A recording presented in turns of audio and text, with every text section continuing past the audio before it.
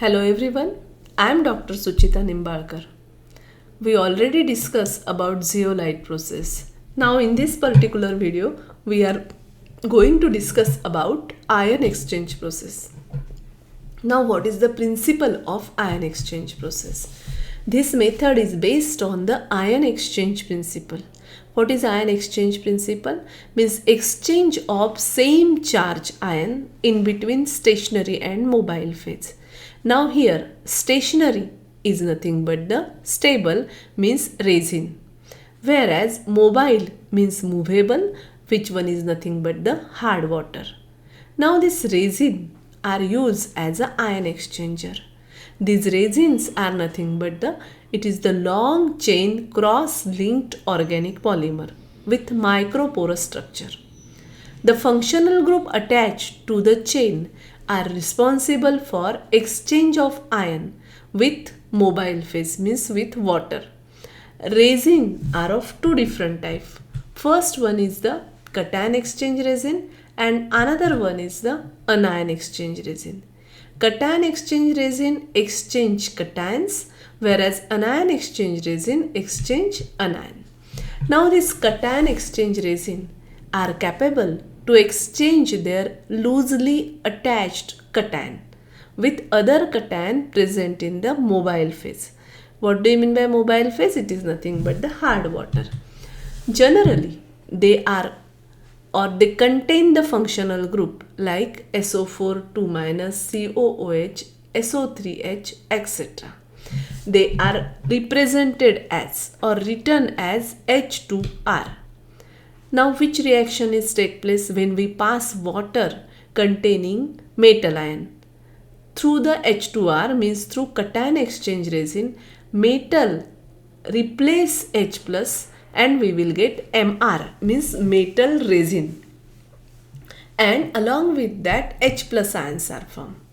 Example of some cation exchange resins are Umberlite 120, Dovex. Along with that we can say that Umberlite 30 is also one of the example of cation exchange resin. Anion exchange resin. They are capable to exchange their anion with other anion present in the water.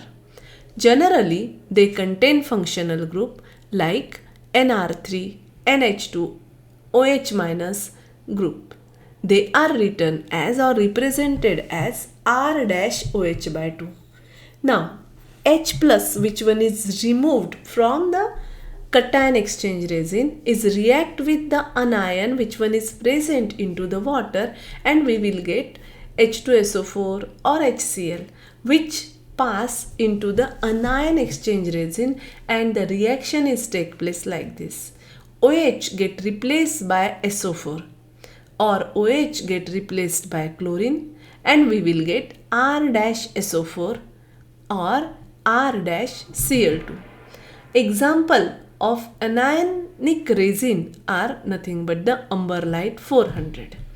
Now this one is the diagram which is indicating how the process is take place. In this case, two towers are there. One contain cation exchange resin means cation exchanger, and another is the anion exchange resin. First we need to pass water through the cation exchange resin, where the whatever the calcium and magnesium or the metal ions are present into the hard water, they get exchanged by RH2.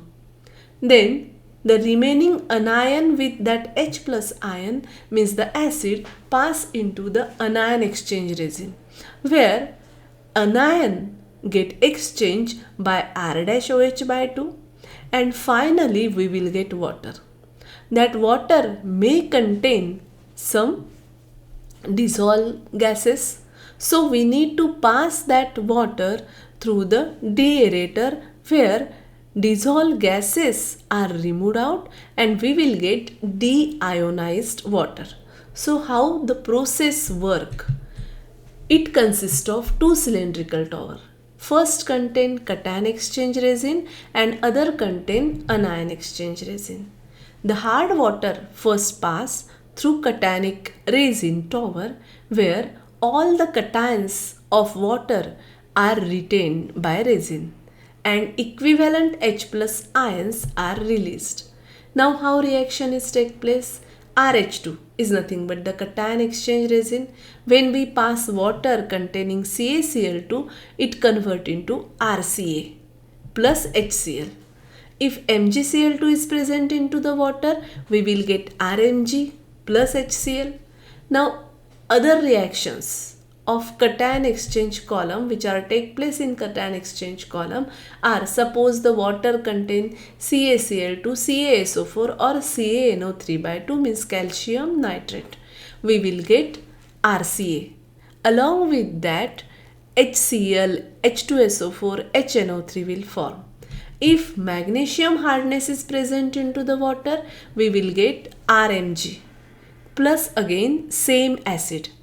Now these acid are passed through the anion exchange column where H plus are combining with anion of water and form corresponding acids like HCl, H2SO4, H2CO3, HNO3. Then this water pass through the anion resin which retain all the anionic impurities of the water. Means HCl, H2CO3, H2SO4 or HNO3 pass through the R-OH by 2 and we will get R-Cl2, R-CO3, R-SO4 along with that water. In this way water coming out become free from both cation as well as anion. Means cation exchange resin exchange or remove out cation from the water and after that anion exchange resin remove out anion from the water. This water finally sent to deaerator where it is heated at low pressure so the dissolved gases are driven out. After some time resin stop its working. Why? Because all the resins get exhausted. All the resins are converted into RCa or RMg, means the cation exchange resin convert into the RCa or RMg, whereas anion exchange resin convert into the R-SO4, R-Cl2 like this. So we need to regenerate this resin. What is the reaction and which solution we need to use for the regeneration? First we will discuss here about the regeneration of cation exchange resin. Exhausted cation exchange resin regenerated by passing dilute HCl or H2SO4 acid through it. For example, we will take here the reaction RCa. When we pass HCl through the RCa or RMg, we will again get H2R. Means cationic resin is again formed, but along with that CaCl2 or MgCl2 is take place. Means the formation of CaCl2 or MgCl2 is take place. If we are using H2SO4, then again we will get H2R, but again the CaSO4 or MgSO4 formation is take place. So what we have to do to remove out this CaCl2, MgCl2, CaSO4 or MgSO4? We need to wash it. To remove out CaCl2 and MgCl2 formed during this reaction, we need to wash resin by distilled water. Now how we can regenerate anion exchange resin? Exhausted anion exchange resin regenerated by passing dilute NaOH or KOH through it. How reaction is take place? Suppose our resin is converted into R-Cl2 or R-SO4. When we pass NaOH, again Cl2 or SO4 get replaced by OH, so we will get R-OH by 2. But along with that, again here the side product is formed, that is NaCl or Na2SO4. If instead of NaOH, if we are using KOH, again it convert into R-OH by 2 and along with that KCl or K2SO4 is formed, and this side product can be removed out by washing, and the washing are discarded and regenerated resins are used again. Now this is again the diagram for the demineralization process. In the first column only H plus ions means RH2 is present, which can be replaced by Ca or Mg, whereas in the another column OH minus is used as a functional group which replace SO42 minus or the Cl, and finally we will get water which one is free from the cation and anion. For the regeneration of cation exchange resin, we need to use dilute HCl or H2SO4, and for the regeneration of anion exchange resin, we need to use dilute NaOH or KOH. Now, which are the advantages of ion exchange process? It produces water of about 2 ppm hardness. Now, as you know that zeolite process gives us water which contain about 10 ppm hardness, and iron gives you hardness about 2 ppm. Second advantage is softened water is free from cation, anion and dissolved gases. Third advantage, it can be softened it can soft highly alkaline and acidic water.